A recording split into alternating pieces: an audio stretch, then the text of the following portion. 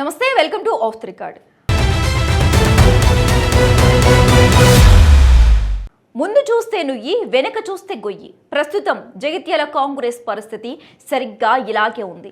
ఏ party అభ్యర్థి ఎవరో, ఏ నేత ఎవరికి మద్దతు ఇస్తున్నారో అర్థం కాక ఓటరు దేవుడు అయోమయంలో ఉన్నాడు. సొంత పార్టీ అభ్యర్థి కంటే రెబల్ అభ్యర్థి ముద్దు అంటున్న ఒక సీనియర్ నేత, మరోవైపు ప్రత్యర్థి పార్టీ ఎమ్మెల్యే అయి ఉండి కాంగ్రెస్ జెండా మోస్తున్న మరో నేత. వెరసి జగిత్యాల మున్సిపల్ ఎన్నికలు ఇప్పుడు తెలంగాణలోని హాట్ టాపిక్. అసలు జగిత్యాల గడ్డపై ఏం జరుగుతోంది? గెలిచేది హస్తమా, దూసుకెళ్లేది కారా, లేక కమలం వికసిస్తుందా?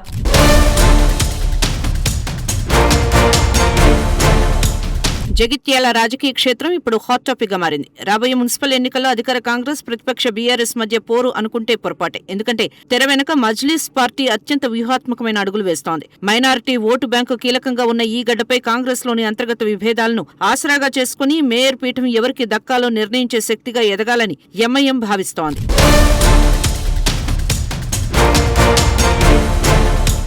జగిత్యాల జిల్లా రాజకీయాల్లో ఇప్పుడు సీనియర్ నేత జీవన్ రెడ్డి, ఎమ్మెల్యే సంజయ్ కుమార్ మధ్య నడుస్తున్న కోల్డ్ వార్ క్లైమాక్స్ కు చేరుకుంది. కాంగ్రెస్ పార్టీ అధికారికంగా బీ ఫార్మ్స్ ఇచ్చిన అభ్యర్థులను కాదని జీవన్ రెడ్డి తన అనుచరులైన రెబల్ అభ్యర్థుల పక్షాన నిలబడటం రాజకీయ వర్గాలను ఆశ్చర్యపరుస్తోంది.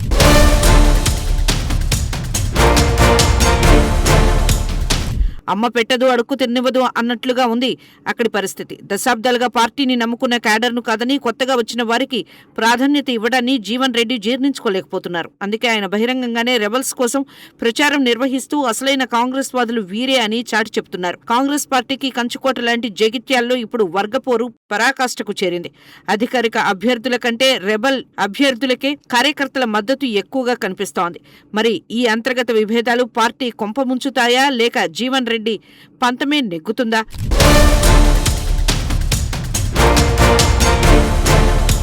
ఇక్కడ మరో ట్విస్ట్ ఏంటంటే బీఆర్ఎస్ ఎమ్మెల్యే సంజయ్ కుమార్ వైఖరి. ఆయన సాంకేతికంగా బీఆర్ఎస్ ఎమ్మెల్యే అయినప్పటికీ కాంగ్రెస్ అభ్యర్థుల గెలుపు కోసం తప్పిస్తున్నారు. సంజయ్ కుమార్ తన వర్గానికి చెందిన వారికి తాను కాంగ్రెస్ బీ ఫార్మ్స్ ఇప్పించారనే ఆరోపణలు ఉన్నాయి. తాను ప్రభుత్వంతో కలిసి ఉన్నానని చెబుతూనే కాంగ్రెస్ అభ్యర్థుల తరపున ప్రచార పర్వాన్ని కొనసాగిస్తున్నారు. బీఆర్ఎస్ శ్రేణులు ఆయనపై మండిపడుతున్నాయి. పార్టీ మారిపోయినట్లే వ్యవహరిస్తున్న సంజయ్ కుమార్ వైఖరితో అసలైన బీఆర్ఎస్ కార్యకర్తలు అయోమయంలో పడ్డారు.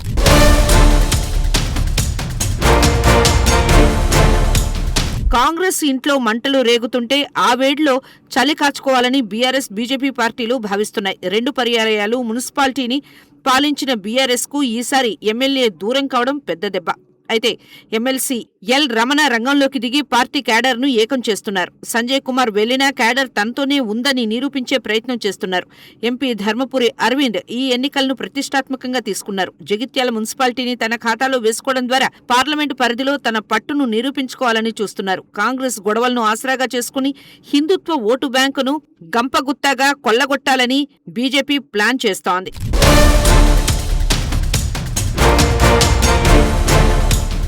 జగిత్యాల మున్సిపాలిటీ అంటేనే రాజకీయాలకు కేర్ ఆఫ్ అడ్రస్. ఇక్కడ మైనారిటీ ఓటర్ల శాతం చాలా ఎక్కువ. గతంలో ఇక్కడ ప్రధానంగా కాంగ్రెస్, బీఆర్ఎస్ మధ్య పోటీ ఉండేది. కానీ ఇప్పుడు సీన్ మారింది. కాంగ్రెస్ పార్టీలో నాయకుల మధ్య పొసగని పరిస్థితులు, టిక్కెట్ల కేటాయింపులో వచ్చే అసంతృప్తి ఎంఐఎంకు వరంగా మారిపోతోందని రాజకీయ విశ్లేషకులు భావిస్తున్నారు. కాంగ్రెస్ ఓటు బ్యాంకులో చీలిక వస్తే ఆ మైనారిటీ ఓట్లను తమ వైపు తిప్పుకోవడం ద్వారా గణనీయమైన స్థానాలను గెలుచుకోవాలని ఎంఐఎం ప్లాన్ చేస్తోంది. తద్వారా ఏ పార్టీకి స్పష్టమైన మెజారిటీ రాని పక్షంలో తమ మద్దతుతోనే మేయర్ పీఠం దక్కేలా కింగ్ మేకర్ పాత్ర పోషించాలనేది అసదుద్దీన్ ఓవైసీ పార్టీ ఆలోచన.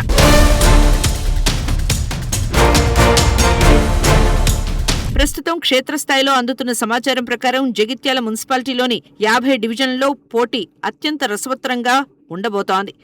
కాంగ్రెస్ 20 నుండి 22 స్థానాలు అధికారంలో ఉన్నప్పటికీ సొంత పార్టీలోని గ్రూపు రాజకీయాల వల్ల పూర్తి మెజార్టీకి స్వల్ప దూరంలో ఆగిపోయే అవకాశం ఉంది. బీఆర్ఎస్ 5 స్థానాలు. గతంతో పోలిస్తే బలం ఉన్నప్పటికీ కొన్ని డివిజన్లో పట్టు నిలుపుకునే ప్రయత్నం చేస్తోంది. బీజేపీ 3 నుండి 5 స్థానాలు. పట్టణ ప్రాంతాల్లోని కొన్ని వార్డులపై కమలం పార్టీ కన్నేసింది. ఇక్కడ ఎంఐఎం గెలిచే స్థానాల సంఖ్య తక్కువగా అనిపించినా ఇతర పార్టీల గెలుపోటములను శాసించే శక్తి వీరికి ఉంది. 10 నుంచి 12 స్థానాలు. వీరే ఈ ఎన్నికల్లో అత్యంత కీలకం కానున్నారు. అసంతృప్తి నేతలు స్వతంత్రులుగా బరిలోకి దిగి కాంగ్రెస్, బీఆర్ఎస్ ఓట్లను భారీగా చీల్చబోతున్నారు.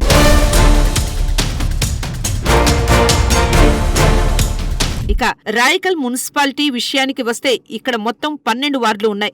ఇక్కడ ఎంఐఎం ప్రభావం ప్రస్తుతం సున్నాగా కనిపిస్తున్నప్పటికీ కాంగ్రెస్ బలంగా ఉంది. రాయకల్ అంచనాలు కాంగ్రెస్ 8 స్థానాలు స్పష్టమైన ఆధిక్యం దిశగా దూసుకుపోతోంది. బీఆర్ఎస్ 1 స్థానం, బీజేపీ 2 స్థానాలు, ఎంఐఎం 0, స్వతంత్రులు 1 స్థానం. జగిత్యాల్లో మేయర్ పీఠం దక్కించుకోవాలంటే మ్యాజిక్ ఫిగర్ 26 దాటాలి. కానీ కాంగ్రెస్ 20 నుంచి 22 స్థానాల దగ్గరే ఆగిపోతే మిగిలిన 4 నుంచి 6 స్థానాల కోసం ఇతర పార్టీల మీద లేదా స్వతంత్రుల మీద ఆధారపడక తప్పదు. ఇక్కడే ఎంఐఎం తన చదరంగం ఆడబోతోంది. గెలిచిన స్వతంత్రులను తమ వైపు తిప్పుకోవడం లేదా తమకు ఉన్న అతి తక్కువ స్థానాలతోనే కాంగ్రెస్ తో బేరసారాలు సాగించడం ద్వారా డిప్యూటీ మేయర్ లేదా కీలక కమిటీ పదవులను చేజిక్కించుకోవాలని ఎంఐఎం చూస్తోంది.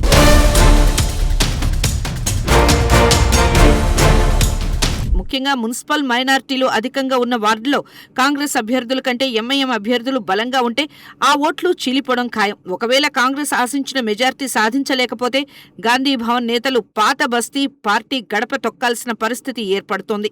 అంటే గెలిచేది కాంగ్రెస్ అయినా పాలించేది ఎంఐఎం కనుసన్నల్లోనే సాగే ప్రమాదం ఉందని రాజకీయ పండితులు హెచ్చరిస్తున్నారు.